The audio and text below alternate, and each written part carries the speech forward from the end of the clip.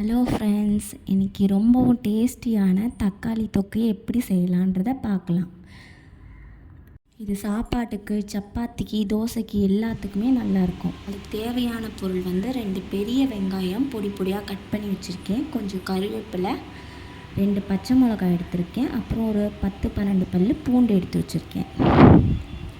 ஒரு 5 பெரிய சைஸ் தக்காளி, நல்ல பழமாக இருக்க தக்காளி கட் பண்ணி வச்சுருக்கேன்.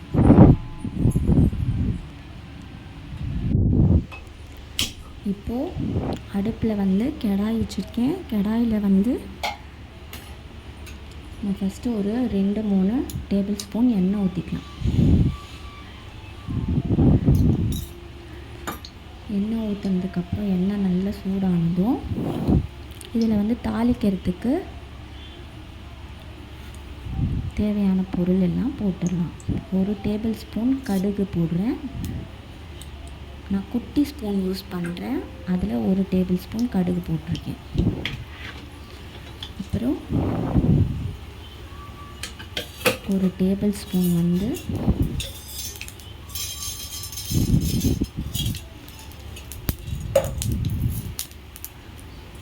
உளுத்தம்பருப்பு போடுறேன்.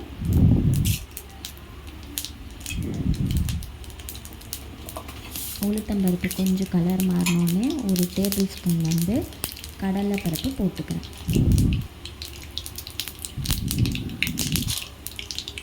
பருப்பு கொஞ்சம் கலர் மாறின உடனே கொஞ்சம் நேரம் ஆகட்டும்.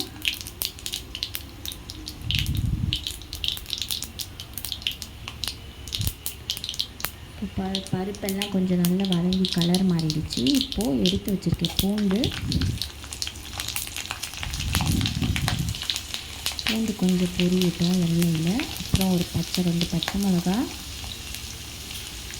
அப்புறம் கொஞ்சம் கருவேப்பிலையும் நறுக்கி வச்சுருக்க 2 பெரிய சைஸ் வெங்காயம் அதில் சேர்த்துறேன். வெங்காயம் நல்லா வதங்கணும். அதனால் மீடியம் ஃப்ளேமில் வச்சுட்டு ஒரு 10 மினிட்ஸ் நல்லா வெங்காயத்தை வதக்கிக்கலாம்.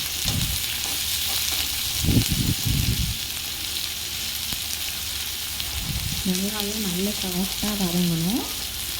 10-15 மினிட்ஸ் வதங்கினதுக்கப்புறம் எடுத்து வச்சுருக்க தக்காளி அதில் சேர்த்துக்கலாம். தக்காளியை அந்த வெங்காயம் கூட நல்லா வதக்கிக்கலாம். இந்த சூட்லேயே தக்காளி பழத்தோட இதெல்லாம் அந்த காரெல்லாம் நல்லா இதுவாகிற அளவுக்கு வதக்கிக்கலாம். தேவையான அளவுக்கு உப்பு போட்டுக்கலாம். ஏன்னா அப்போ தான் வெங்காயம் தக்காளி சீக்கிரம் வதங்கும்.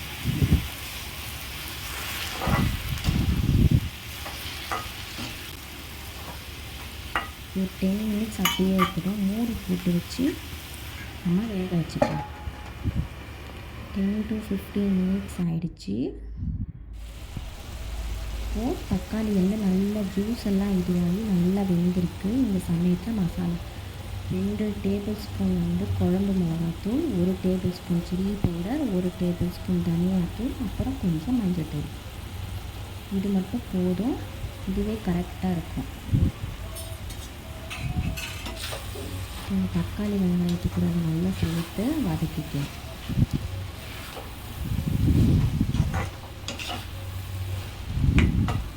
இந்த தக்காளி தொக்கு நல்ல பச்சை வாசனை போய் வேகிறதுக்கு தேவையான அளவு தண்ணி கொஞ்சம் ஊற்றிக்கலாம். ரொம்ப ஊற்றக்கூடாது. ஒரு 1/2 டம்ளர், சின்ன டம்ளரில் 1/2 டம்ளர் ஊற்றினாலே போதும். இப்போ இந்த தண்ணி நல்லா சுண்டி வர அளவுக்கு இதை நல்லா வதக்கிக்கணும். ஒரு 15-20 மினிட்ஸ் நல்லா இந்த தண்ணி சுண்டினாலே போதும். அதுவே ரெடி ஆகிடும் தக்காளி தொக்கு.